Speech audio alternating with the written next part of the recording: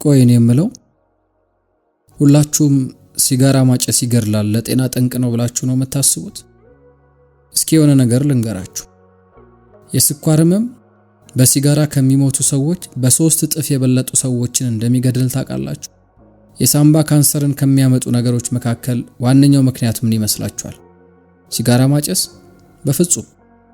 ዋነኛውና ቀዳሚው ምክንያት በሰውነታችሁ ውስጥ ያለው ዘረመል ወይም ደግሞ ዲኤንኤ የምንለው ነገር ነው። ለዓመታት ሲጋራ ብታጨሱ ጤናችሁ ላይ ምንም አይፈጠርም።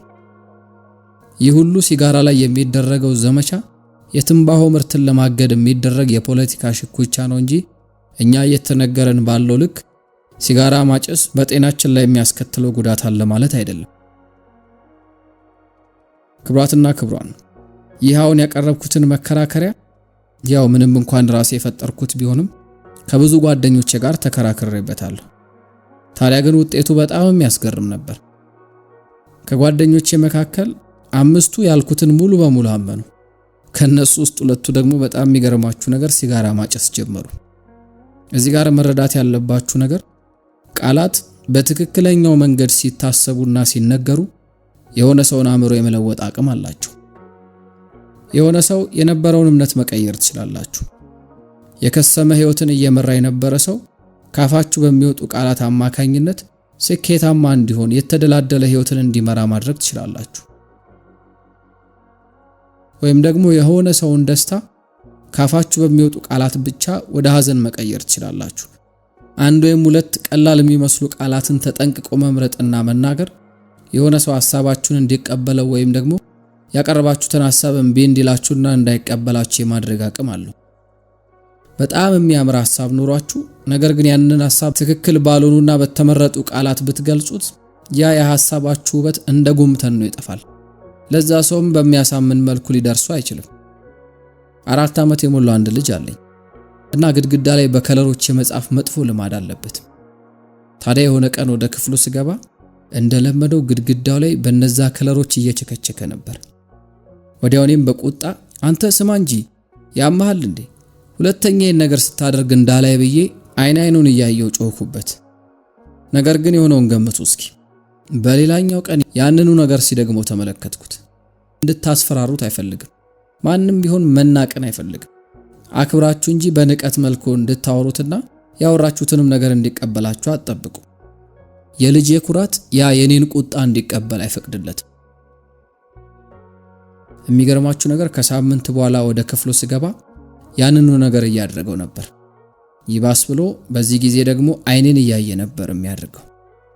ከዛ በቃ ፊት ለፊቱ ሄድኩና በርከክ ብዬ ና እስኪ የኔ ልጅ አሁን እኮ አንተ በጣም ትልቅ ልጅ ሆነሃል፣ ይህንን ነገር ማድረግ ማቆም አለብህ አልኩት። የሚገርማችሁ ነገር ከዛ በኋላ ያንን ነገር አድርጎት አያውቅም። ምክንያቱም የሱ ኩራት ትልቅ ልጅ ነህ የሚለውን ንግግር ይፈልጋል። ትልቅ ልጅ መሆንን ይፈልጋል። እስኪ አንድ ነገር ልጠይቃችሁ። የዓለም የሙቀት መጠን ጉዳይ ምንም እንኳን በጣም አሳሳቢና የህልውና ጉዳይ ቢሆንም ለምን ማንም ግድ እንደማይሰጡ አስባችሁ ታውቃላችሁ? ሊገርለን እኮ ይችላል። ልክ ቤት ገብታችሁ ቴሌቪዥን ስትመለከቱ አንዱ ሳይንቲስት ስለ ሙቀት መጨመር ሲያወራ የምትሰሙት ነገር አስፈሪ ነው። ለምሳሌ እንዲህ ሲል ትሰሙታላችሁ። ክብሯትና ክብሯን ከዚህ ግራፍ ላይ መመልከት እንደምትችሉት የ2014 ቁጥሮችን እንደሚያሳዩት የውሃው መጠን ከፍ እያለ ነው። ይህ ሰንጠረዥ ደግሞ የሞኖክሳይድ መጠንን ነው የሚያሳየው።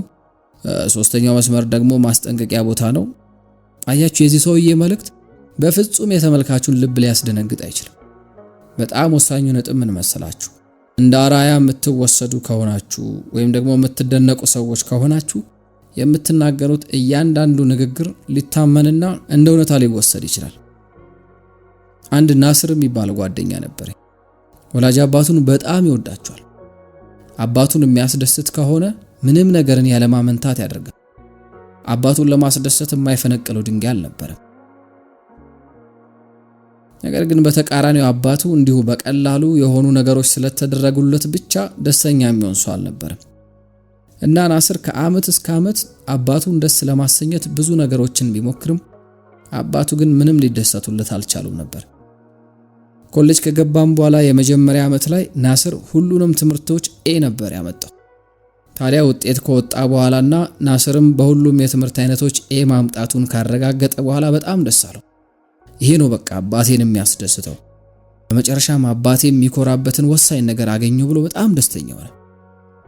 ከዛ በዛ የደስታ ስካር ውስጥ ሆኖ ስልኩን አነሳና ወደ አባቱ ደወለ። አባዬ ሁሉንም የትምህርት አይነቶች ኤ ያመጣው እኮ ደስ አይልም? አሁንስ አልኮራህብኝም? አሁንስ ደስተኛ የምትሆንበትን ነገር አልሰራሁም? እባክህ እንደኮራህብኝ ንገረኝ ብሎ በጉጉት ጠየቀ። ከዛ አባቱ ግን እጅግ ዝግ ባለ ድምጽ ልጄ ቆይ አሁን ቢዚ ነኝ መልሼ እደውላለሁ ብሎ ስልኩን ዘጋው። ቢዚ ነኝ የምትል ነጠላ ቃል የጓደኛዬ ልብ ሰበረችው። ከዛ በቃ የጓደኛዬ ህይወት ሀዲዱን በጥሶ መስመር ሳተ። መጠጣት፣ ማጨስ፣ አደንዛዥ ዕፅን መጠቀም፣ ከማይሆኑ ሰዎች ጋር ውሎ ማደር ጀመረ። እኔ ሁሌ ይጨቃጨቃል። ለምን ናስር ለምንድነው ህይወትን አሽቀንጥረህ የምትጠለው ብዬ ጠይቀዋለሁ። እሱም በሱስ በተሳሰረ አንደበቱ በዓለም ላይ የምጨነቅለትና ማስብለት ብቸኛው ሰው ስለኔ የማያገባውና የማይጨነቅ ከሆነ ለምን እኔ ለህይወት ያስባለሁ ብሎኝ ይሄዳል። አንድ ቀን ማለዳ ላይ የሆነ ስልክ ተደወለልኝ። ናስር ድንገተኛ ክፍል ውስጥ እንደገባና አደንዛዥ ዕፅ አብዝቶ በመውሰዱ አሳሳቢ ደረጃ ላይ እንደደረሰ ተነገረኝ።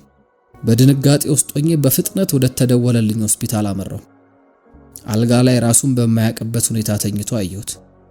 የልብ ምቱን የሚያመላክተው ማሽን ጩኸቱ ቀስ እያለ መርዘም ጀመረ። ቢፕ ቢፕ ቢፕ።